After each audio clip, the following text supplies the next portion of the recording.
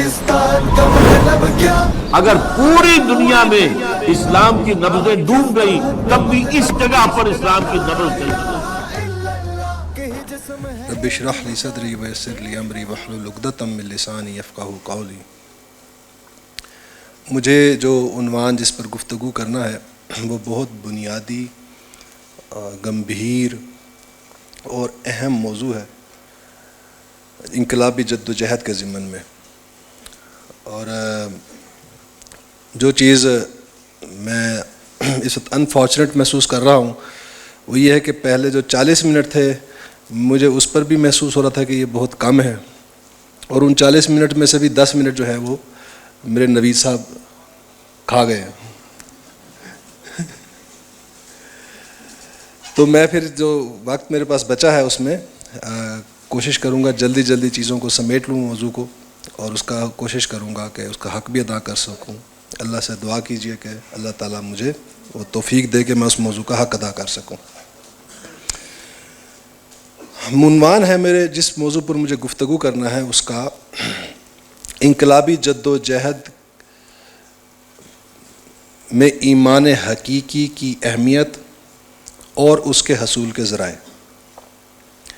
اس کے دو حصے ہیں اس گفتگو کے۔ ایک تو ہے کہ اس جد و جہد میں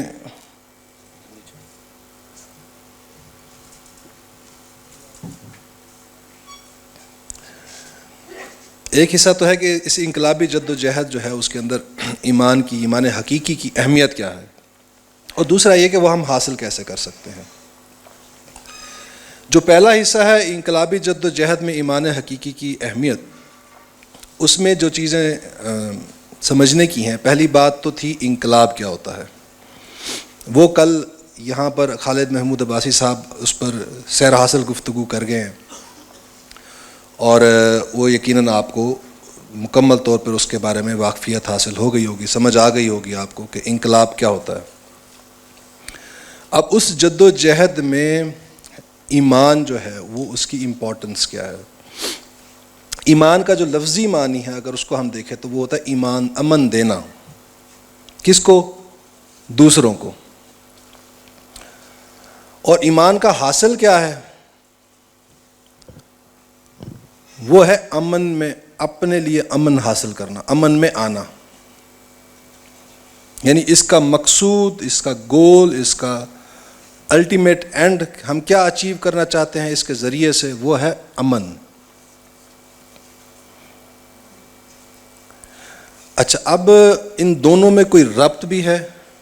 ایک طرف ہم لفظی معنی کو جب دیکھ رہے ہیں وہ ہے امن دینا دوسروں کو، اور اس کے نتیجے میں حاصل میں کیا کرنا چاہ رہا ہوں وہ ہے امن خود آنا، میں خود امن میں آ جاؤں۔ یہ گفتگو زیادہ تر جو ہے ہماری اس موضوع کی اس کے گرد گھومے گی، اس تھیم کے گرد گھومے گی۔ اس کے بعد اس کا جو اصطلاحی مفہوم ہے، ہم جب ایمان بات کرتے ہیں تو اس سے مراد لی جاتی ہے وہ حقائق جو ہمارے حواس سے باہر ہیں، جو ہمارے جو حواس خمسہ ہیں، وہ حقائق جو ان کی ریت سے باہر ہیں۔ ہمارے یہ حواس ان حقائق تک ہماری رہنمائی نہیں کر سکتے، ہمیں نہیں پہنچا سکتے۔ ان حقائق کے بارے میں جو ہمیں آ کر تفصیلات بیان کی ہیں محمد رسول اللہ صلی اللہ علیہ وسلم نے، ان پر یقین لے آنا، ان کو تسلیم کر لینا، قبول کر لینا۔ یعنی حضور صلی اللہ علیہ وسلم نے ہمیں غیب کے بارے میں جو بھی چیزیں بتائی ہیں، جو باتیں بتائی ہیں، ان پر ایمان لانا، یہ ہے اصطلاحی مفہوم۔ اور اس میں ہم تقسیم جو کرتے ہیں وہ عموماً جو ہے وہ ہے کہ ایمانیات ثلاثہ کی، ایمان باللہ، ایمان بالرسالت اور ایمان بالآخرہ۔ ایمان بالملائکہ اور ایمان بالکتب جو ہے وہ ایمان بالرسالت کا ہی حصہ ہے۔ اچھا، دیکھیں، جو میں نے جو تھیم بلڈ کیا تھا پہلے کہ جس کے گرد ہماری یہ گفتگو گھومے گی، وہ تھا کہ ایمان کا جو لفظی معنی ہے اس میں، اور اس کا گول ہے، مقصد جو ہے اس کا حاصل جو کہ امن ہے، ان میں کیا تعلق ہے۔ ہم اپنی ذاتی مشاہدے سے اس بات کو ذرا آسانی سے سمجھ سکتے ہیں کہ جہاں بھی کوئی دو لوگ ہوں اور ہم اگر دوسرے بندے کی بات کو تسلیم نہ کریں یا اس بندے کو تکلیف دیں، اس کو ٹینشن دیں، تو اب اس کی بے چینی جو ہے وہ صرف اس تک تو نہیں رہتی، وہ اس کے اثرات ہم پر بھی آتے ہیں۔ آپ ورک انوائرمنٹ میں جہاں جاب کر رہے ہوں، آپ باس ہیں فرض کریں، آپ نے اپنے ملازمین کے اوپر سختی کی ہوئی ہے، جبر کیا ہوا ہے، ان کو بے عزت کر رہے ہیں ہر وقت، ان کو ٹینشن دے رہے ہیں ہر وقت، آپ ان کو ہیوملیٹ کر رہے ہیں ہر وقت، ان کو ابیوز کر رہے ہیں آپ، تو اس کا کوئی نہ کوئی ری ایکشن بھی تو آئے گا نا۔ یہ تو نہیں ہوگا کہ وہ بس سنتے ہی رہیں گے، آپ سے بے عزتیاں ہی کرواتے رہیں گے۔ اس کا ری ایکشن آئے گا کہ وہ پھر ودڈرال آئے گا ان کا، کہ کام جو ہے وہ کرنا چھوڑ دیں گے۔ تو آپ پر اثر آیا نا اس کا، جب وہ کام کرنا چھوڑ دیں گے تو اب بے چینی آپ کے اندر پیدا ہوگی کہ نہیں ہوگی؟ امن سے آپ نے ان کو محروم کیا تو امن سے پھر آخر کار اس کے نتیجے میں خود محروم ہو گئے نا۔ وہ جو حضرت عیسیٰ کا بڑا مشہور قول ہے، جب ان کو فوجیں پکڑنے آئیں نا تو ان کے ایک جو ڈسائپل تھا اس نے کہا کہ آپ ہمیں اجازت دیجیے کہ ہم ان کو ماریں، ہم ریزسٹ کریں۔ تو حضرت عیسیٰ نے ان کو کہا کہ نہیں، those who live by the sword shall die by the sword۔ جو تلوار کے جبر کے زور پر زندہ رہتے ہیں وہ مرتے بھی تلوار کے زور سے ہیں۔ تو ہم نے تو ہماری جو حکمرانی ہوگی وہ دلوں پر حکمرانی ہوگی، وہ اس کے ذریعے سے نہیں ہوگی۔ محبت فاتح عالم۔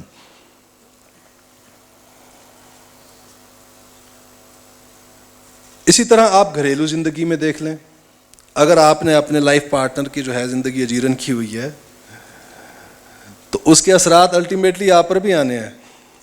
کھانا اچھا نہیں ملے گا یا وقت پر نہیں ملے گا، اب وہ بے سکونی آپ کے اندر بھی آئے گی۔ پھر تو کیا کہتے ہیں کہ ٹو گیٹ پیس گیو پیس۔ اگر خود جو ہے وہ سکون چاہتے ہیں تو دوسروں میں سکون بانٹیے، خود اگر محبت چاہتے ہیں تو دوسروں میں محبت بانٹیے۔ اب یہ ایک بنیادی چیز ہے، اس کا آغاز ہمارا جو ہے نا وہ جو اس ریئلائزیشن کا احساس جو ہے، اللہ نے ہمیں ایک ریشنل کریچر بنایا ہے نا، ہم سوچ بچار کرنے والی مخلوق ہیں، ہم ایبسٹریکٹ ریزننگ کی ایبلٹی رکھتے ہیں، یعنی چیزوں کو تخیل میں لے آتے ہیں، کسی ریالٹی کو جو کہ بعد میں آنی ہے، اور پہلے سے اس کے بارے میں پلاننگ کر لیتے ہیں۔ تو ہم جو عاقل مخلوق ہیں جنہیں اللہ نے بنایا ہے، ہم جب اپنی عقل کو استعمال کرنا شروع کرتے ہیں تو ہمیں سب سے پہلے اپنے اس چیز کا ریئلائزیشن جو ہے اس چیز کی ہمیں اپنے گھر سے شروع ہو جاتی ہے، کہ جب ہم دیکھتے ہیں کہ ہم اپنے گھر کے افراد کو بے سکون کرتے ہیں تو الٹیمیٹلی ہم خود بھی بے سکون ہوتے ہیں۔ پھر تھوڑا سا ہم اگر دماغ کو آگے بڑھاتے ہیں، جب حساسیت ہماری جو ہے وہ مزید ایکسٹینڈ ہوتی ہے، جب تو ہم دیکھتے ہیں کہ ہماری جو کمیونٹی ہے جہاں ہم رہ رہے ہیں، اگر وہاں پر بد امنی ہے تو اس بد امنی کے اثرات ہم پر بھی آتے ہیں۔ اچھا، بد امنی جو ہے اس کو میں ذرا کھول کے بیان کر دیتا ہوں کہ امن کی ضد جو ہے وہ ہے خوف اور حزن۔ اور خوف ہوتا ہے انسان کو ہمیشہ مستقبل کے بارے میں، اور حزن غم جو ہوتا ہے وہ انسان کو ہوتا ہے ماضی کے بارے میں، حال کے بارے میں۔ تو جب میں بد امنی کی بات کر رہا ہوں اس سے مراد یہ خوف اور حزن۔ آپ اگر دیکھتے ہیں کہ آپ کے انوائرمنٹ میں، آپ کی کمیونٹی میں لوگ خوف اور حزن میں مبتلا ہیں، اس کے اثرات آپ پر بھی آتے ہیں۔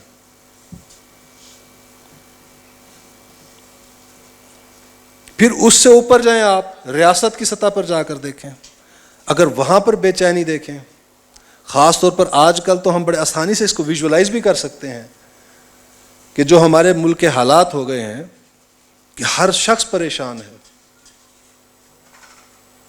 ہر شخص بے چین ہے، اپنے مستقبل کے بارے میں انسرٹن ہے، خوف میں مبتلا ہے. جن کے پاس کچھ نہیں ہے ان کو خوف ہے آگے بھی کچھ نہیں ملے گا. یہ کیوں پیدا ہوتا ہے خوف؟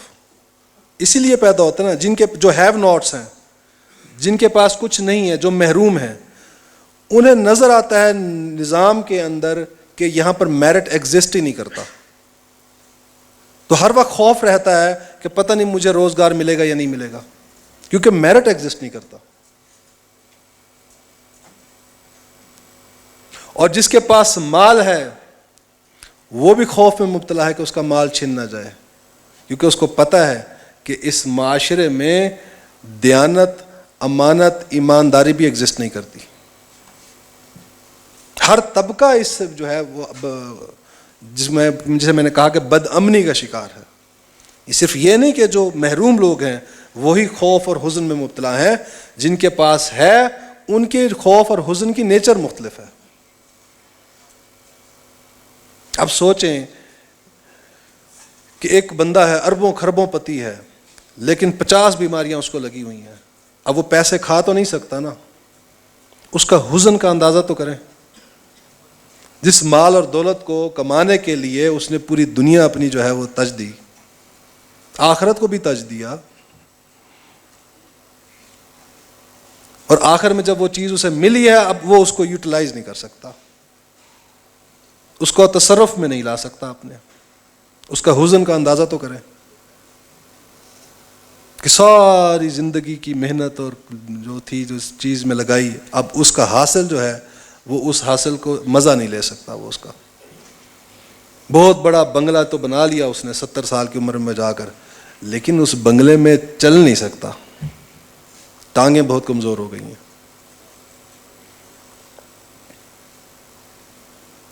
تو اس حزن میں اجتماعی سطح پر دیکھیں جو معاشرہ ہے، ہمارے اندر یہ چیز جو بھی حساس ذہن ہوتا ہے وہ اس نتیجے پر پہنچ جاتا ہے ایک دن، اگر وہ اپنی جو انٹلیکچوئل کیپیبلٹیز ہیں اللہ نے دی ہیں اس کو، ان کو یوز کرتا رہے تو لازماً ایک دن پہنچ جائے گا وہ اس نتیجے پر کہ یہ جو مجھے حزن اور جو غم اور خوف جس میں مبتلا ہوں، اس کی وجہ جو ہے وہ نظام ہے. یہ اس نظام کی خرابی ہے.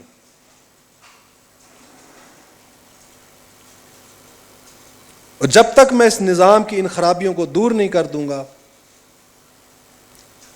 اس باطل، اس جابر، اس ظالمانہ، اس استحصالی نظام کو جب تک میں ہٹا نہیں دوں گا، ختم نہیں کر دوں گا، اس کی جگہ پر ایک عادلانہ نظام نہیں لے آؤں گا، تب تک یہ میرا حزن، میرا خوف ختم نہیں ہوگا، میں امن میں نہیں آؤں گا.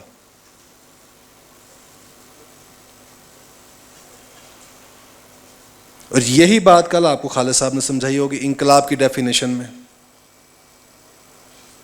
کہ نظام کو بدلنے کی جدوجہد انقلابی جدوجہد ہے. آپ سمجھ گئے کہ جو امن ہے میرا امن جو میں حاصل کرنا چاہتا ہوں، اس کے لیے مجھے انقلاب لانا ہوگا.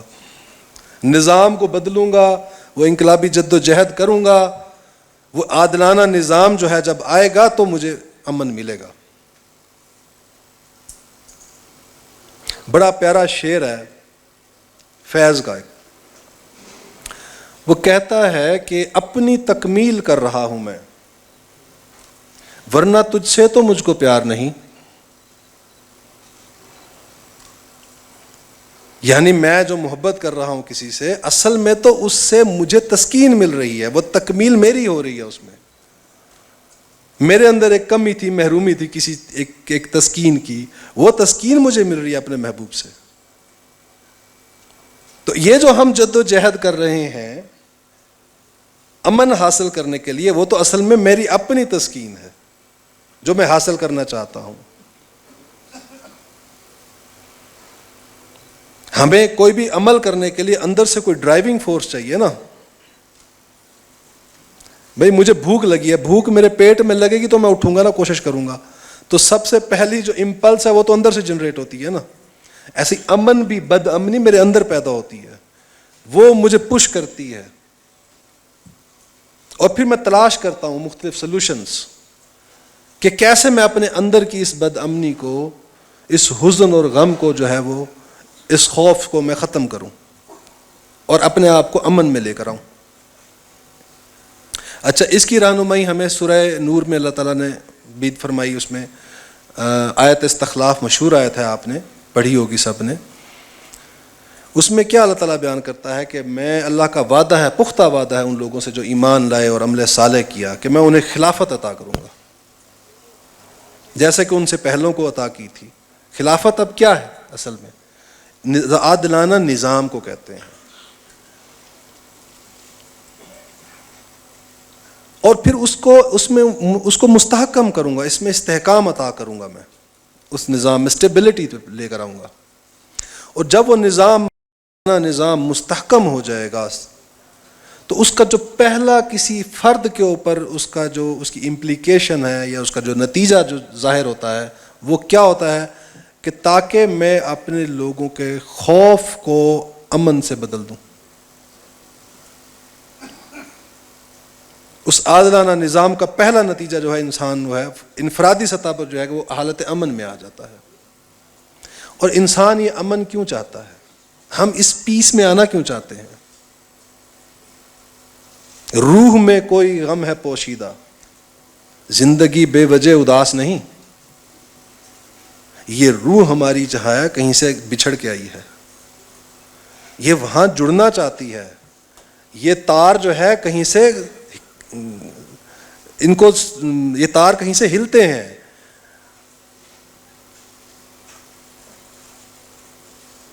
یہ ادھر جا کر جڑنا چاہتی ہے, لیکن درمیان میں بہت سی رکاوٹیں, بیریئرز آ گئے ہیں. اور وہ بیریئرز کیا ہیں؟ یہی خوف اور حزن, یہ دنیاوی جو ہمارے پرابلمز ہوتے ہیں. یہ جب ختم ہو جائیں گے تو انسان حالت امن میں آ جائے گا. تب پھر انسان کے لیے جو ممکن ہو جاتا ہے, اللہ اسی آیت استخلاف میں جو بیان کرتا ہے کہ جب حالت امن میں آئے گا تو اگلا نتیجہ کیا نکلتا ہے اس کا, تاکہ میرے بندے میری بندگی کریں میرے ساتھ کسی کو شریک نہ کرتے ہوئے. وہ بندگی جو ہے, بندگی رب, جو اللہ کے ساتھ جڑنا ہے, وہ روح کا جو تار جو ہے وہ ہلنا ہے, وہاں سے وہ ہلیں, وہاں سے وہ جو ہے اس کے ساز جو ہیں وہ اس کے اندر پیدا ہوں. عام طور پہ تو ہم ایک مشہور ہو گیا نا کہ موسیقی روح کی غذا ہے, تو اصل میں تو ایسا نہیں ہے نا.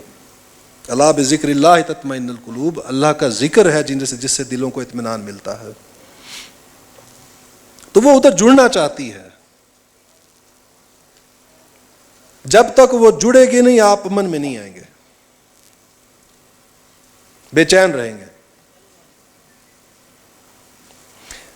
دو چیزیں ہوتی ہیں بنیادی, سمجھ لیجئے. ہم ایک مغالطہ ہے ہمارے درمیان, وہ یہ ہے کہ ہم کہتے ہیں سیٹسفیکشن ورسز ڈسسیٹسفیکشن. دو کانسیپٹس ہوتا ہے کہ یا تو ہم سیٹسفائیڈ ہوں گے تو ہم پھر ڈسسیٹسفائیڈ نہیں ہوں گے, اور اگر ڈسسیٹسفائیڈ ہوئے تو ہم سیٹسفائیڈ نہیں ہوں گے. جبکہ ایکچولی ایسا ہے نہیں, یہ دونوں الگ چیزیں ہیں. آپ نے اردو میں تو یہ اصطلاح سنی ہوگی, سکون و اطمینان. یہ دونوں الگ الگ چیزیں ہیں اصل میں. ڈسسیٹسفیکشن جو ہے جس کا لفظ ہے, یہ اس کا تعلق سکون سے ہے. سکون کا متضاد جو ہے وہ بے سکونی ہے. سکون کا اپوزٹ اطمینان نہیں ہے, اور اطمینان جو ہے اس کا جو اپوزٹ ہے وہ بے اطمینانی ہے. اس سکون کا تعلق آپ کے جسمانی وجود سے ہے, اور اطمینان جو ہے, سیٹسفیکشن جو ہے, اس کا تعلق آپ کے قلب سے ہے, روح سے ہے.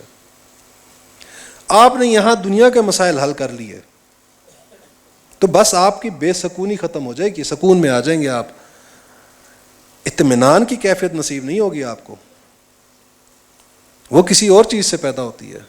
وہ جو حالت امن ہے اس کا احساس, وہ اس کے فیکٹرز اور ہیں, اس کی ریزنز اور ہیں.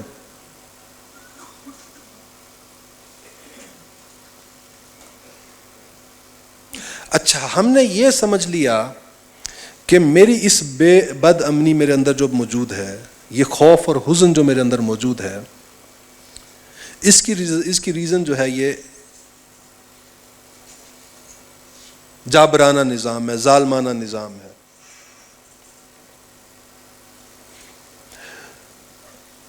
لہٰذا مجھے اس کو بدلنے کی جدوجہد کرنی چاہیے. اگر تو ہم سمجھتے ہیں صرف سرفس لیول پر، فیس ویلیو کے اوپر اس کو، تو یاد رکھیے فرسٹریٹ ہو جائیں گے، کیونکہ نظام کو بدلنا یہ بہت بہت مشکل جدوجہد ہے، یہ بہت مشقت کا کام ہے یہ، اور یہ اس میں نسلیں بھی لگ جاتی ہیں. انسان کی فطرت میں ہے نا کہ وہ عجلت پسند ہے. ہم چاہتے ہیں جو محنت کر رہا ہوں اس کا سامنے اجر بھی آئے، اس کا نتیجہ بھی آئے. تو اگر آپ کے پیچھے، عمل کے پیچھے ڈرائیونگ فورس ایمان نہ ہوا تو فرسٹریٹ ہو جائیں گے آپ، کیونکہ آپ کو نتیجہ ظاہر میں نظر نہیں آئے گا، نظر آ رہا آپ کو. 27 سال ڈاکٹر اسرار احمد امیر رہے تنظیم اسلامی کے. کتنے، جب وہ امارت چھوڑ کے گئے کتنے لوگ تھے؟ 1500-1600 افراد. حضرت نوح علیہ السلام کو سوچیں، 950 سال جو ہے وہ تبلیغ کرتے رہے، بندے کتنے آئے؟ 72، یا بعض روایات میں آتا ہے کہ 150 تک. اب اگر آپ ظاہر کو دیکھیں تو فرسٹریشن ہوگی کہ نہیں ہوگی؟ تو اس فرسٹریشن سے کیا چیز بچاتی ہے ہمیں؟ وہ ہے ایمان. کیا ایمان؟ کہ اس کائنات کا خالق کوئی اور ہے. تو جس نے اس کو جو تخلیق کیا ہے، اس کا کنٹرول بھی اس کے ہاتھ میں ہے، اس کا چلانے والا وہ ہے، اس کو قائم رکھنے والا وہ ہے. جب آپ کو یہ ریئلائزیشن ہوگی تو پھر آپ کے اندر کبھی یہ احساس پیدا نہیں ہوگا کہ نتیجہ میرے کنٹرول میں ہے. اسی لیے ہم کہتے ہیں کہ اقامت دین فرض نہیں ہے، اقامت دین کی جدوجہد فرض ہے.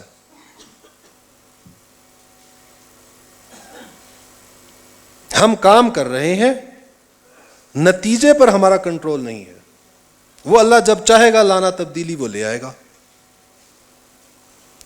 وہ انقلاب جب برپا ہونا ہے، اس کے لیے سازگار حالات جب اللہ چاہے گا وہ پیدا کر دے گا.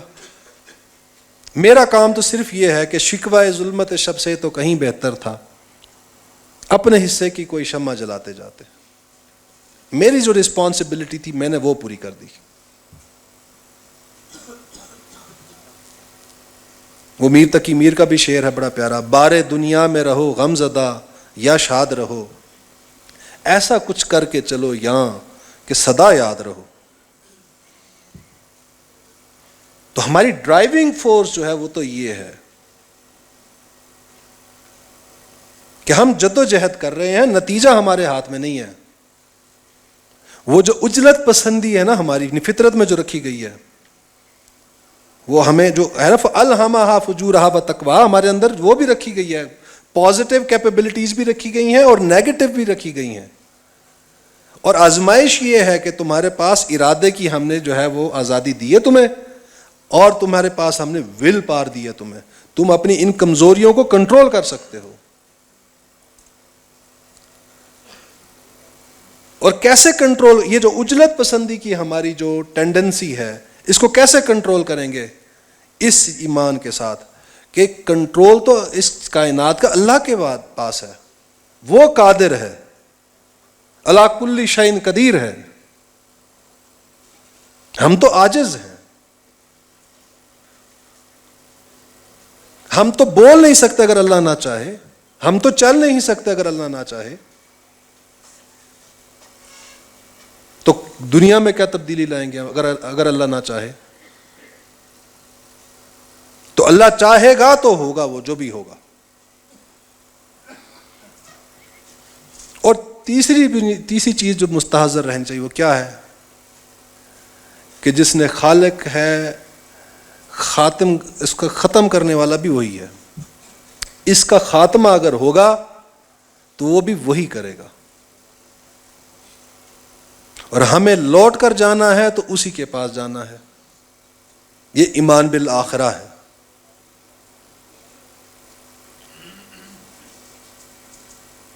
یہ خوف, یہ احساس جواب دہی کا, یہ ہماری شعوری سطح پر ہونا چاہیے ہمیشہ.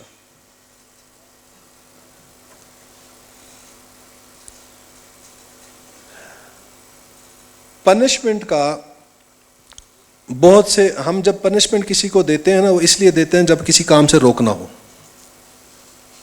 اور جب کسی کام پر کسی کو اکسانا ہو اس کے لیے ہم اس کو ری انفورسمنٹ دیتے ہیں, اس کو کوئی پازیٹیو اسٹیمولس دیتے ہیں, پازیٹیو کوئی ریوارڈ دیتے ہیں اسے. اچھا, پنشمنٹ کے کچھ ڈرا بیکس ہیں. ان میں سے ایک بنیادی ڈرا بیک یہ ہے کہ جب تک پنشر سامنے ہو تو انسان اس کام سے رکا رہتا ہے. ٹریفک وارڈن سامنے کھڑا ہو تو ہم سگنل نہیں توڑیں گے, اگر وہ ہم دیکھیں کہ نہیں کھڑا ہوا تو ہم سگنل توڑ دیتے ہیں, کیونکہ پنشر کا پتہ ہمیں سامنے کھڑا ہے. بچے کو آپ روک رہے ہوں کسی چیز سے تو وہ تب تک رکا رہتا ہے جب تک کہ ہم اس کے سامنے ہوں. جیسے ہی ہم سائڈ پر ہوتے ہیں بچہ وہ کام کرتا ہے. تو اب ذرا سوچیں, جو ایمان کی جو ہم دعوت دیتے ہیں, جو محمد رسول اللہ صلی اللہ علیہ وسلم نے دی ہے, وہ کیا ہے کہ جب تم اللہ کی بندگی کرو تو ایسے محسوس کرو جیسے وہ تمہیں دیکھ رہا ہے. محسوس کرو. یہ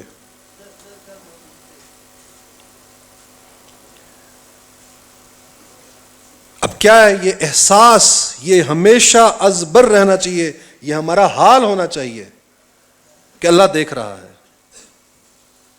اگر کچھ غلط کیا تو پنشمنٹ ملے گی. وہ جو حدیث میں ہے, کوئی زانی حالت ایمان میں زنا نہیں کرتا, کوئی شرابی حالت ایمان میں شراب نہیں پیتا. وہ کیا ہے اس کے پیچھے کہ ایمان نکل گیا ہوتا ہے. ایمان کون سا نکل گیا ہوتا ہے؟ یہی کہ اللہ مجھے دیکھ رہا ہے, مجھے اس سے جواب دینا ہے. تو یہ ڈرائیونگ فورس ہے. آپ نے انقلابی جدوجہد کرنی ہے. سمجھ لیں اس بات کو اچھی طرح. نماز پڑھنا آسان کام ہے. سردیوں کی فجر کی نماز بھی بہت آسان کام ہے. یہ جو اقامت دین کی جدوجہد ہے یہ بہت مشکل کام ہے. یہ شہادت گاہ الفت میں قدم رکھنا ہے. لوگ آسان سمجھتے ہیں مسلمان ہونا. یہاں آپ کو اپنی دنیا اپنے آنکھوں کے سامنے لٹتی ہوئی نظر آئے گی. میری دنیا لٹ رہی تھی اور میں خاموش تھا, اور آپ کو برداشت کرنا ہے. آپ کو پتہ ہے کہ سچ بولنے کے نتیجے میں تکلیف آئے گی. میں حق بات کروں گا, نظام کے خلاف جب کھڑا ہوں گا تو یہ نظام مجھے کرش کرے گا. مجھے روزگار سے بھی ہاتھ دھونے پڑے گا, مجھے خاندان سے بھی ہاتھ دھونا پڑے گا. ان ساری تکلیف اور مصائب کے لیے آپ یہ خود انوائٹ کرنا ہے. آپ نے کر رہے ہیں. آپ نماز پڑھیں تو کوئی بھی ناراض نہیں ہوتا آپ سے, کوئی گھر سے نہیں نکالے گا آپ کو, کوئی سوشل بائیکاٹ نہیں ہوگا آپ کا, کوئی کورٹ کچہری نہیں ہوگی آپ کے لیے, کوئی مقدمے بازیاں نہیں ہوں گی. ہاں, آپ یہ جدوجہد لے کر, اس کا نعرہ لے کر کھڑے ہوں, پھر دیکھیں آپ پر یہ مصیبتیں, یہ آزمائشیں آتی ہیں کہ نہیں آتی. تو انگلش میں کہتے ہیں higher is the target, higher is the motivation. جتنا بڑا ٹارگیٹ رکھا ہے ہم نے اپنے لیے چنا ہے, جو اپنے ہدف اپنے لیے چنا ہے اپنی زندگی کے لیے, جو مقصد کا جو ہم نے متعین کیا اپنی زندگی کا, ہم نے تو نہیں کیا, اللہ نے کیا. اصل میں ہم نے جو اس کو پا لیا, اس کے لیے موٹیویشن بھی بہت ہائر لیول کی چاہیے. تو اپنے ایمان کو جتنی بار آوری اس کی کر سکیں وہ کریں. ابھی موضوع آپ کے پاس آئے گا آگے، فرائض دینی کا جامع تصور. فرائض کیا ہیں؟ اللہ کا حکم. احکام جو ہیں اس کا تعلق ظاہر سے ہوتا ہے. نماز پڑھ رہے ہیں اب ظاہر ہے، یہ روزہ رکھ رہے ہیں اس کا تعلق بھی ظاہر سے ہے. تو ایک سٹرکچر کی یہ جو فرائض ہوتے ہیں ان کی حیثیت جو ہوتی ہے وہ یا ان کی نوعیت وہ سٹرکچر کی طرح ہوتی ہے. اس کی ایک روح بھی ہوتی ہے، جیسے ہمارا یہ جسد ہے نا، اس کی ایک روح ہے. تو ان فرائض کی جو روح ہے وہ ایمان ہے. شوق تیرا اگر نہ ہو میری نماز کا امام، میرا سجود بھی حجاب میرا قیام بھی حجاب.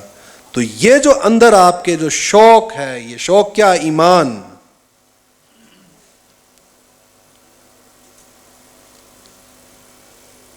اس کو یوں سمجھ لیں، آپ کے جو یہ زندگی جو جد و جہد ہے اس کی حیثیت بلڈ کی سی ہے. یہ آپ کے اندر گردش کرتے رہنا چاہیے. ایمان بڑھتا بھی ہے گھٹتا بھی ہے، یہ ہمیں قرآن سے پتہ لگتا ہے. تو ہمیں کوشش کرتے رہنا چاہیے کہ ہم اپنے ایمان جو ہے اس کو جتنی زیادہ تراوت دے سکیں، اس کو جتنی زیادہ بڑھوتری دے سکیں دیں، اس کی کوشش کریں. اس طرف انفارچونیٹلی اگر آپ پچھلی جو جد و جہد ہم یہ جو نوید صاحب نے ابھی تاریخ بیان کی اقامت دین کی جد و جہد کی، کہ جو مختلف تحریکیں اس کا حصہ رہی ہیں، ان کے جو بہت بنیادی ڈرا بیکس میں سے ایک بنیادی ڈرا بیک یہ بھی تھا کہ ان تحریکوں میں ایمان پر ایمفیسس جو تھا وہ نہیں تھا. چاہے وہ اخوان المسلمون کو دیکھیں آپ، وہ جو دیکھیں جماعت اسلامی کو دیکھ لیں آپ، ان کی جو لٹریچر ہے اس کو پڑھیں، اس میں آپ کو جو ایمفیسس ہے وہ ایمان پر نہیں ملتا، سارا اس اقامت دین کی جد و جہد پر ملتا ہے.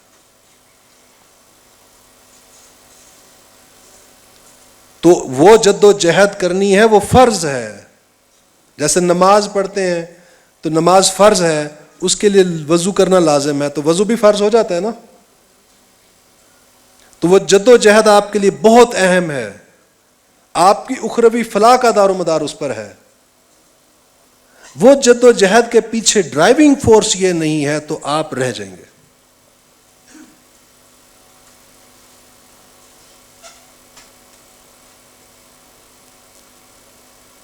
اچھا، اب یہ ہم حاصل کن ذرائع سے کر سکتے ہیں ایمان کو؟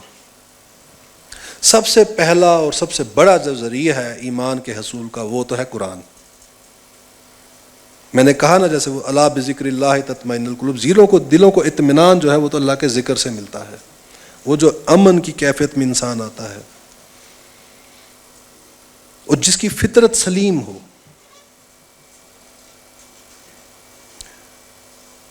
نہ دو طرح کے لوگ ہوتے ہیں، ایک وہ ہوں گے جو آپ کو ملیں گے جن کی فطرت سلیم ہے. قرآن جب ان کے اندر اترتا ہے تو ان کو ایسے لگتا ہے میں نے یہ جانا کہ جیسے یہی میرے دل میں تھا.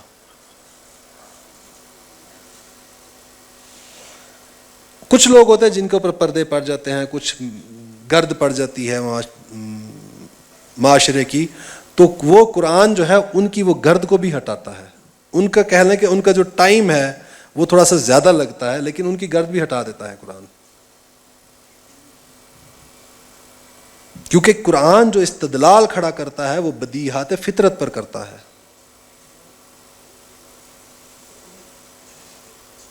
عقل اس کا انکار زیادہ دیر کر نہیں سکتی. اور دوسرا اس کا، کیونکہ ٹائم میرے پاس کم رہے گا، بلکہ میں ابھی اوپر چلا گیا ہوں 5 منٹ، تو ورنہ اس کے اوپر زیادہ گفتگو کرنے کی ضرورت تھی مجھے. دوسرا جو ذریعہ ہے اس کے لیے جو مفید ہو سکتا ہے وہ ہے صحبت صالحین، نیک لوگوں کی صحبت. ہم یہ جانتے ہیں سب اپنے تجربے سے، اپنے مشاہدے سے، کہ انسان اپنے ماحول سے اثر لیتا ہے. وہ کہتے ہیں نا، بڑا مشہور ایک پروورب ہے کہ man is known by the company he keeps. تو جیسی صحبت ہوگی اس کے اثرات آپ پر آئیں گے. تو نیک اور صالح لوگوں کی صحبت میں رہیں تو اس کا ایک اپنا، اس ماحول کا اپنا ایک اثر ہوگا جو آپ پر آتا ہے. وہ آپ کے اندر ایک موٹیویشن پیدا کرتا ہے.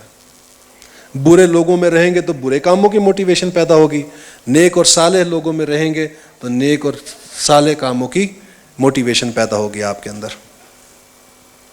اور تیسرا جو بڑا سورس ہے وہ ہے عمل۔ ایک تو ہے چھوٹا عمل، نماز پڑھ رہے ہیں ہم، نماز پڑھ رہے ہیں تو ایک وقت آتا ہے کہ اس کے ساتھ ساتھ آپ کو کیفیت بھی محسوس ہونا شروع ہو جاتی ہے۔ شروع میں لگتا ہے کہ بس ڈرل کر رہے ہیں، لیکن ایک وقت آتا ہے کہ وہ نماز جو ہے وہ آپ کے اندر محسوس ہونا شروع ہو جاتا ہے کہ وہ واقعی جیسے اللہ سے ملاقات ہو رہی ہے کوئی۔ اور اس کی آپ چوٹی پر چلے جائیں، آپ جو عمل ہم نے اپنے لیے چنا ہے، بڑا عمل جس کو کہتے ہیں ہاتھی کے پاؤں میں سب کا پاؤں، وہ ہے اقامت دین کے جدوجہد۔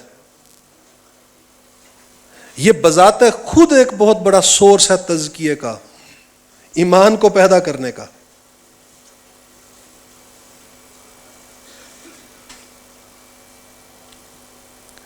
تو اس جدوجہد جو ہے وہ اس کو بھی ہم پورا ایک نظریہ ہے نا، فلسفہ مقصدیت کا کہا جاتا ہے نا یہ بھی، کہ انسان کا جو مقصد ہے یہ بذات خود سورس ہے اس کے تزکیے کا۔ آپ اپنے مقصد کے ساتھ، نصب العین کے ساتھ جتنے زیادہ کمیٹڈ ہوں گے، جتنے زیادہ لائل ہوں گے، اتنا آپ ڈسٹریکشنز سے بچیں گے۔ یہ دیکھتے ہیں نا دین کے اندر کام کر رہے ہوتے ہیں کوئی لوگ، اور یار وہ دیکھتے ہیں ہم کہ یہ دین کا کام کرتے یہ کیوں بھٹک گیا؟ کیوں؟ کیونکہ مقصد کوئی اور تھا، مقصد کے ساتھ کمٹمنٹ نہیں تھی، لائل نہیں تھے وہ اس مقصد کے ساتھ۔ آپ اپنے مقصد کے ساتھ لائل ہوں، کمیٹڈ ہوں، پھر آپ کو بڑا کلیئر ہوگا کہ یہ ٹیمپٹیشن جتنی بھی آ رہی ہے مجھے، یہ ساری یہ مجھے مقصد سے ہٹانے کے لیے ہیں۔ تو اپنے مقصد کے ساتھ، اپنے ہدف کے ساتھ، اپنے گول کے ساتھ اپنی کمٹمنٹ کو جتنا زیادہ بڑھائیں گے، آپ کے اندر ایمان کی حلاوت آپ محسوس کریں گے، اتنی بڑھتی جا رہی ہے، آپ اتنی حلاوت زیادہ محسوس کریں گے آپ۔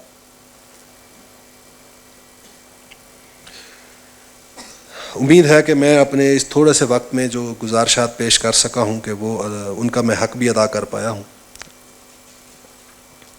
دعا کیجیے اللہ تعالیٰ مجھے جو ہے وہ آپ سب کو بھی اور مجھے بھی، ہم سب کو جس مقصد کے ساتھ جس کو ہم نے سمجھا ہے صحیح اور اس میں ہم لگے ہیں، اللہ تعالیٰ ہمیں اس کے ساتھ جوڑے رکھے اور ہمارے اس تعلق کو مستحکم رکھے۔ کسی چیز کو حاصل کر لینا ہی کافی نہیں ہوتا، اس کے اوپر قائم رہنا جو ہے، استقامت جو ہے وہ اصل میں چیز ہوتی ہے جو ریکوائرڈ ہوتی ہے۔ تو اللہ تعالیٰ ہمیں استقامت بھی عطا فرمائے۔ وآخر دعوانا ان الحمد للہ رب العالمین۔